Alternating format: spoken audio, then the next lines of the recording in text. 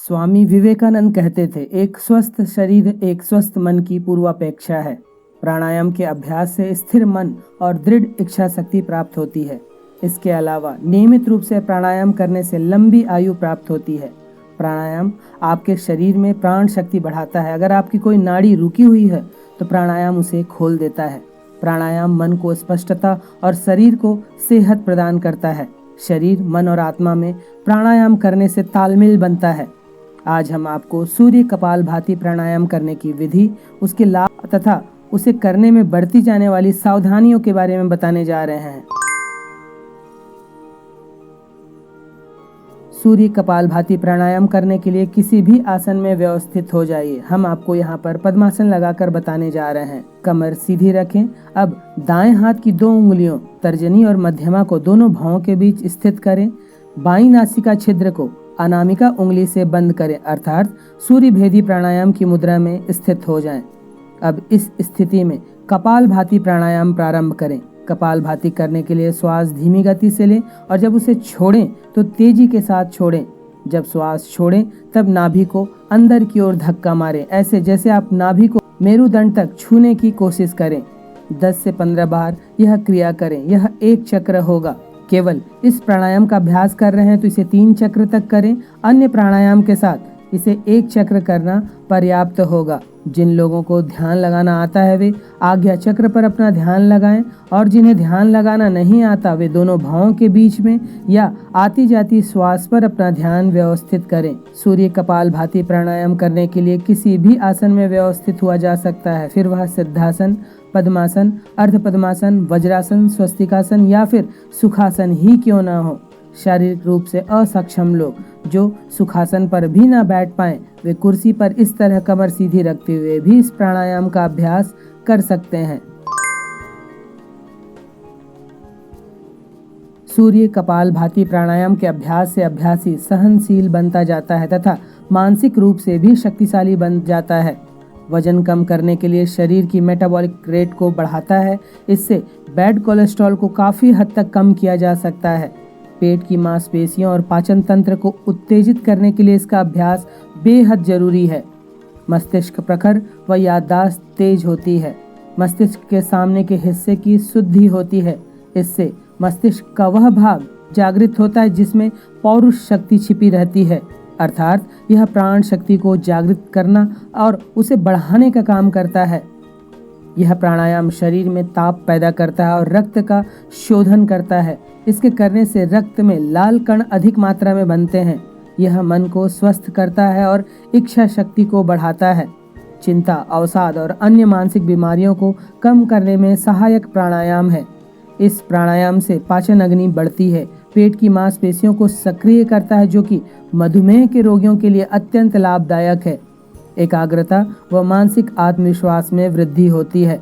अनिद्रा, माइग्रेन के रोग में भी बेहद लाभप्रद प्राणायाम है। अभ्यास से शरीर के भीतर वर्षों से जमा हुई अशुद्धियां भी बाहर निकल जाती हैं। यह न सिर्फ शरीर बल्कि मन को शांत रखने में भी मदद करता है।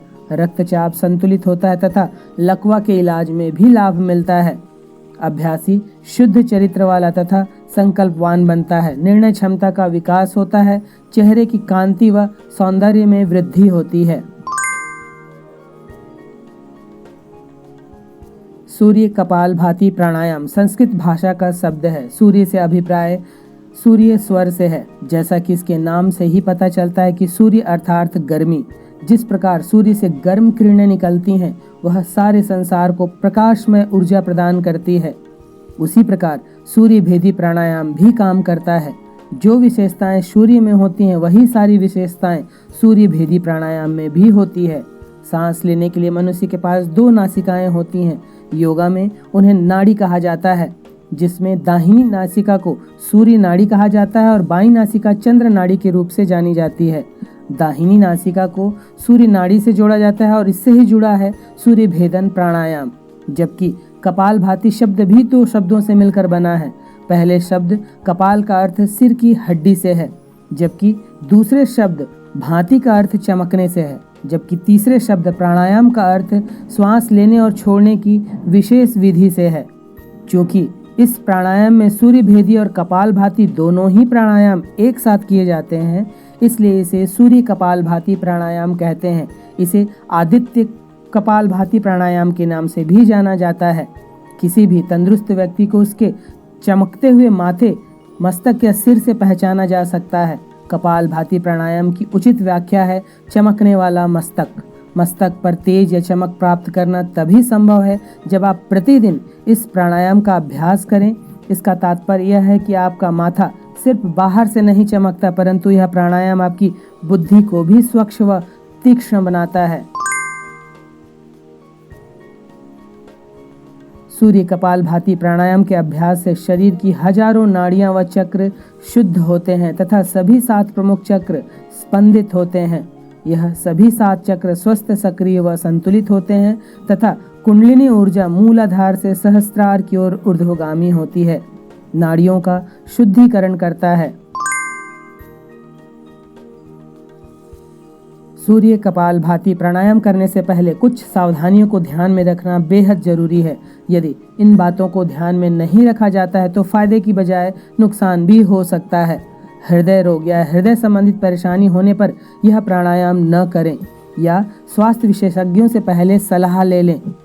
उच्च रक्तचाप या मिर्गी से पीड़ित लोगों को भी इस प्राणायाम करने से बचना चाहिए। जिन लोगों की ब्रेन सर्जरी, हार्ट सर्जरी या पेट की कोई सर्जरी हुई हो, उन्हें इस प्राणायाम को करने से पहले मेडिकल एक्सपर्ट या कंसल्टेंट से सलाह ले लेनी चाहिए। इस प्राणायाम को करने से शरीर की गर्मी बढ़ती है, इसलिए बुखार की स्थिति में इसे न करने की सलाह दी जाती है। गर्मियों में इसे ज़्यादा न करें क्योंकि यह शरीर में गर्मी पैदा करता है। अगर आप दस्त से पीड़ित हैं तो भी इस प्राणायाम को न करें। जिन लोगों को पित्त या एसिडिटी की समस्या है तो उन्हें उस दशा में इस प्राणायाम को करने से बचना चाहिए। उच्च ज्वर की दशा हो या किसी गंभीर बीमारी से ग्रस्त हो तो उस दशा में भी इसका अभ्यास न करें। महिलाओं को यह प्राणायाम गर्भावस्था के दौरान या उसके तुरंत बाद नहीं करना चाहिए। मासिक धर्म के दौरान भी यह प्राणायाम नहीं करना चाहिए। अभ्यास स्वच्छ व हवादार जगह पर करें, इसका विशेष ध्यान दें। अभ्यास खाली पेट में सूर्योदय के पूर्व या उसके आसपास करना ही लाभदायक होगा। अभ्यास योग्य विशेषज्ञ के मार्गदर्शन में ही करना उचित होगा। सूर्य कपालभाति प्राणायाम एक अनोखा लेकिन अत्यंत लाभदायक प्राणायाम है जिसके कई मानसिक व शारीरिक लाभ मिलते हैं। तो यह था सूर्य कपालभाति प्राणायाम करने की विधि, इसके लाभ व इसे करने में बरती जाने वाली सावधानियां।